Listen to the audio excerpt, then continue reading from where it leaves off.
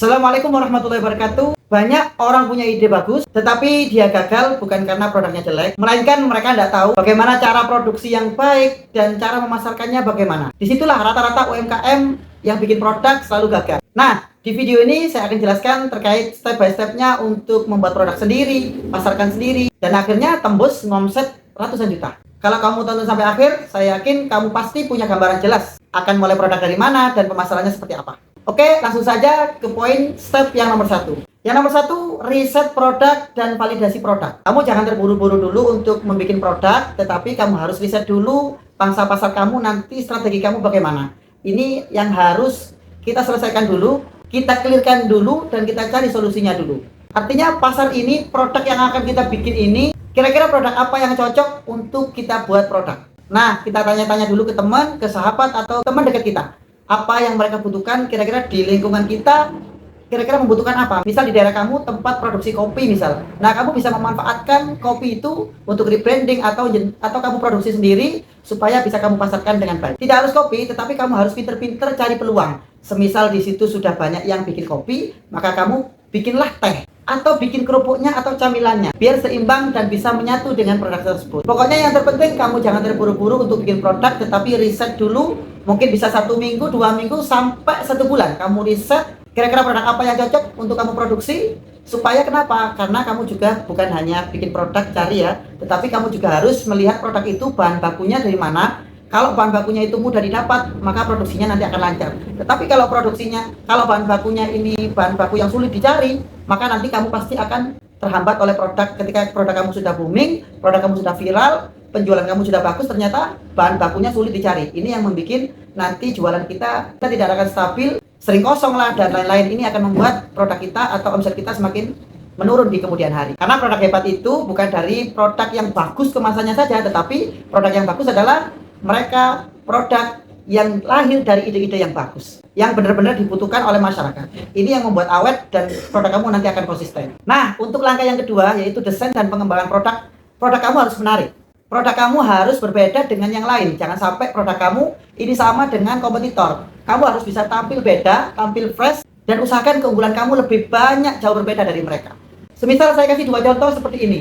Ini ada produk yang sudah legalitasnya lengkap, gambar-gambarnya sudah bagus. Dengan yang satunya adalah produk yang kosongan, tidak ada apa-apanya. Ini kamu sendiri bisa membandingkan mana produk yang bagus dan mana yang tidak bagus. Usahakan branding dan produk desainnya juga menarik sesuai dengan produk apa ada yang di dalamnya. Nah, misal ini saya kasih contoh, ini adalah produk kopi ya. Kalau kopi dominan warnanya hitam atau coklat. Nah, kamu harus membranding kuat di sini. Kalau produk kamu, desain kamu sudah ada gambar kopinya, ini menurut saya sudah cocok, sudah bagus, dan kamu tinggal penekanan saja. Branding jangan berubah-ubah. Jangan sampai hari ini packingannya atau kemasannya warna hitam, besok warna kuning, besoknya lagi warna hijau, dan lain-lain. Ini tidak bagus. Karena branding yang bagus dan branding yang kuat adalah satu nice saja, satu warna saja, dan satu kombinasi saja. Kalau bisa, logo juga tetap sama. Nah, ini contoh produk yang kedua tadi, yaitu sama-sama produk kopi, tetapi dia polos, tidak ada apa-apanya. Ini sangat tidak menarik. Dan ini juga kurang bagus ya, karena legalitasnya tidak ada, namanya juga tidak ada, kosong, melompong, expirednya juga tidak ada, dan izin PRT-nya juga tidak ada.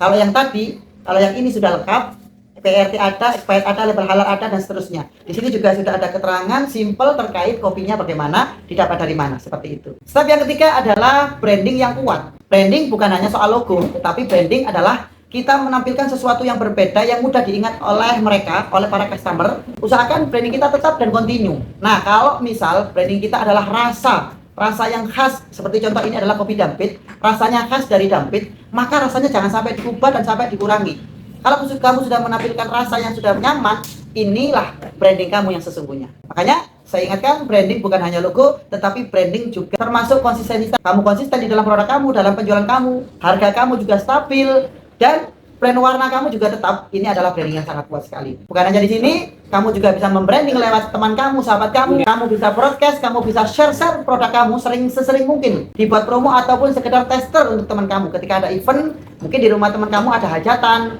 ada acara event-event kecil-kecil atas santunan anak yatim, kamu bisa masuk di dalam situ, kamu bisa support di dalam situ untuk menjadi tester gratis kopi Dampit. Oke, step yang keempat adalah strategi pemasaran kamu harus bagus. Bukan hanya kamu pinter bikin produk, bukan hanya kamu pinter untuk produksi, tetapi kamu juga harus punya leluasa kamu harus punya pemikiran, punya pemahaman, punya pengalaman yang sangat luas sekali. Atau jaringan kamu ini usahakan jaringan yang sangat luas. Percuma produk kamu bagus tetapi pemasaran kamu jelek, maka gudang kamu numpuk. Nah, produk numpuk ini yang bikin aset kita selalu berkurang. Kenapa? Pasti berkurang karena produk yang tidak laku ini bikin retur dan sebagainya. Kamu juga bisa bikin marketplace untuk produk kamu di semua medsos. Kamu bisa di-share juga di Facebook juga bisa, ataupun di yang lainnya. Nah, ini juga bisa membantu pemasaran kamu bukan hanya online, bukan hanya offline, tetapi juga online. Yang paling simpel atau yang paling ringan adalah kamu bisa nge-share ada di grup-grup WhatsApp kamu. Kalau perlu, kamu masuk di semua grup jual beli. Kamu bisa promosikan produk kamu.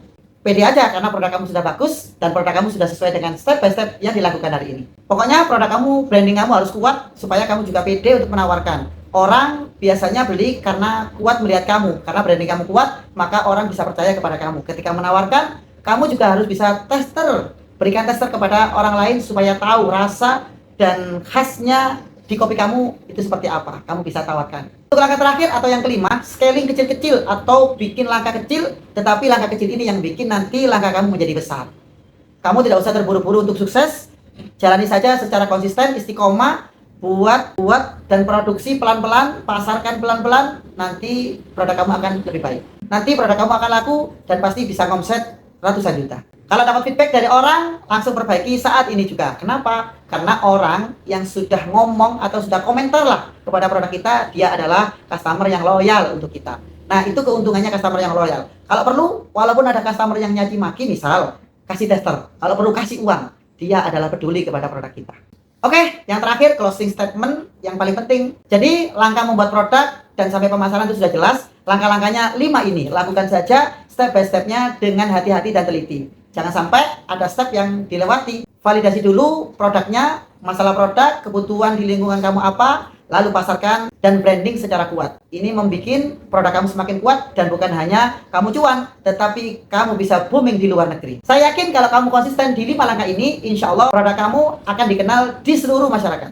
Bukan hanya membuat bangga, tetapi kamu hebat, mempunyai produk sendiri, pemasaran sendiri, dan kamu juga bisa menjalankan itu sendiri. Lebih-lebih kamu bisa memanfaatkan masyarakat sekitar yang nganggur, bisa dijadikan karyawan untuk membantu kamu. Membantu dan membesarkan produk milik kamu sendiri. Salam semangat, sukses selalu, semoga rezeki lancar barokah. Oh iya, yang terakhir, jangan lupa like and share. Kalau perlu komen apa yang menjadi kendala kamu, tulis di kolom komentar ini, nanti akan saya jawab di video berikutnya. Wassalam.